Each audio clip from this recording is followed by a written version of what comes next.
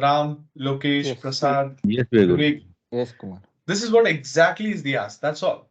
Get your data, make the data storage available as part of Azure, and do an analysis out of it.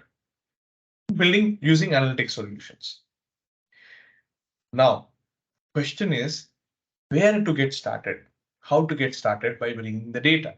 So if you go a little further, if I take you people a little further, Azure said you have to take a learning path following these standards. Like you have to go and take the path, learning path, something like this. So if I open up the learning path, you are at a point where you're starting yourself, where you have decided to take an Azure Engineering Associate learning path, or you have decided to take the certification for you. So you have to skill yourself with these recommended training and experience skill sets. Like what are the guidelines that you have to consider so that you can consider as part of your learning. So that you go ahead and take a practice exam, and that part we will come back later. So taking a practice exam, taking the real exam, becoming a certification, what are the next? We'll come back to that. So let's first remain on the learning path. So let me take you another slide later. So this is the exact learning path. So learning path for Microsoft Azure. What after learning path we will discuss in the later part of the session, but for now let's remain in the learning path. So in the learning path, you have to get started by considering the first module. There are various modules that are available that you should consider for your learning. So the first module speaks about your Azure for data engineering. So it's basically telling that Microsoft, why is that you should consider Microsoft? What exactly is data engineering? What is data for you? What are the classifications of data, structured, unstructured data sets? How do you go and handle the services in Azure? So that part will be covered in the first module for you to understand. So that is what is expected from you, so that you should understand why you should consider Microsoft Azure for your data engineering. That's a pretty simple concepts that you'll come across where you learn about the services of Azure that you get to use. What are the different type of services that you get to use? That part will be the first skill set. Then comes up the next module, that is data that you get from sources. So as part of the sources participants, there are primarily three sources that you generally get to see as per Azure documentation. You get to see the data in the form of structured data sets involving databases, semi-structured set data sets in the form of documents, or unstructured data sets in the form of blobs, videos. Examples are videos, images. What are the more documents, audio files? So those are all your unstructured data sets. So how would you go ahead and categorize them? How would you go ahead and consider them storing? Because data sits in the form of any of these three formats: structured, unstructured, and semi-structured. So what you get to see in Azure, you have to go ahead and explore it. So let me take a minute, people, to pull you into my Azure portal. This is my Azure account. Welcome everyone to the portal.azure.com, and you get to see the services offered by Microsoft Azure. So when it comes to storage, I can go ahead and store my data as part of the databases for my structured data sets. So I have a database running here. So I'm trying to store my data as part of the database. SQL databases. Followed by, there is a great trend that is happening from the last few years. How would you go ahead and consider the storage involving NoSQL databases? Now we have NoSQL databases offering from Azure in the form of DynamoDB from AWS, Cosmos DB from Azure. So Cosmos DB would be the preferred choice for us to store the data for the unstructured data set, for the semi-structured data sets, or NoSQL databases as a choice.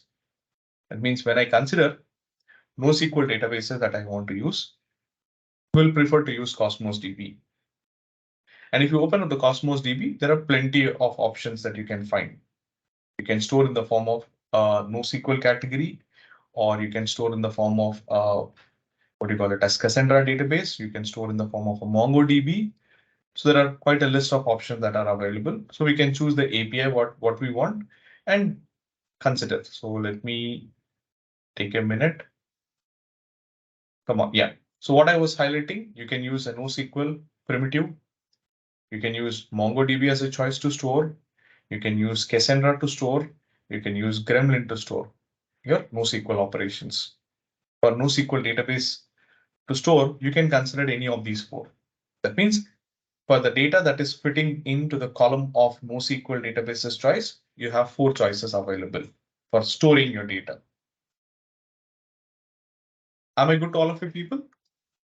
Everyone, are we good? Yes, we are good. Yes. Okay. Now, moving from there, the third category speaks about unstructured data sets like blobs.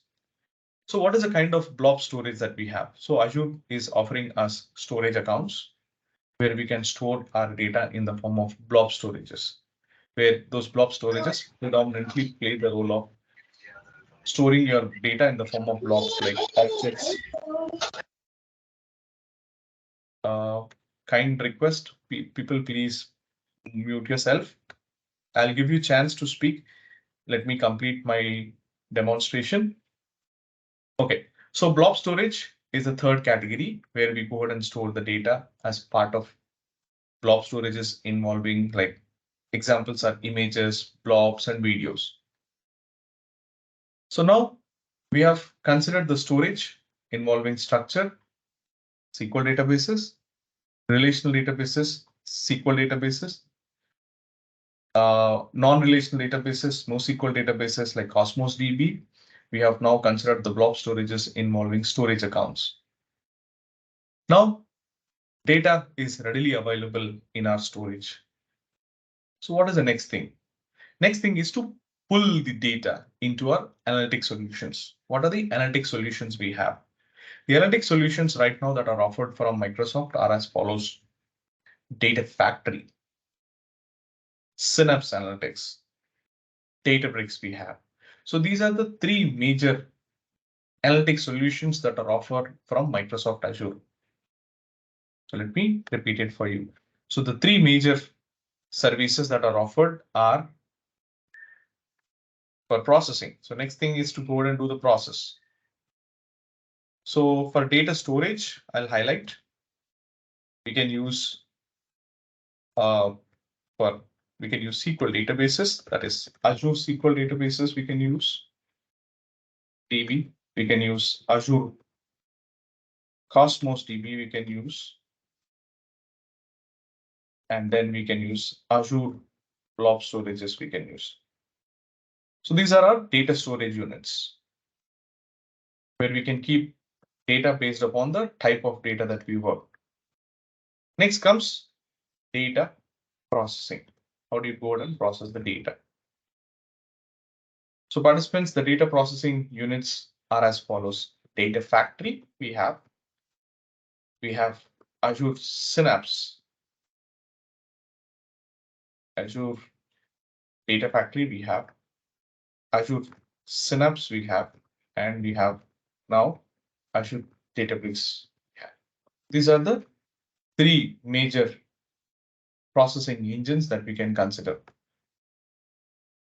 So this is what is even mentioned in the learning path. So how would you get your data integration done with your Azure Data Factory or Azure Synapse pipeline? That means the data that is kept as part of your data storage has to be brought into Azure Data Factory. Let's consider Azure Data Factory. So bring data from data storage units,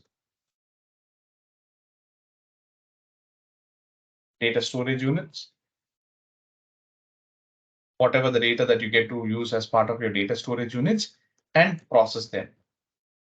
The limitation of Azure Data Factory is that you can only do ETL. ETL is something that very popular as part of Data Factory.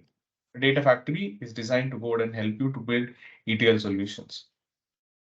But what happens when it comes to analytics? It is something that you have to build by yourself.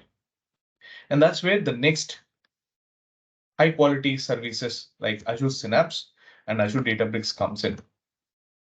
See, it is not that you cannot do any kind of analysis on Data Factory. The limitations is that when you get to go ahead and use data from these storage units like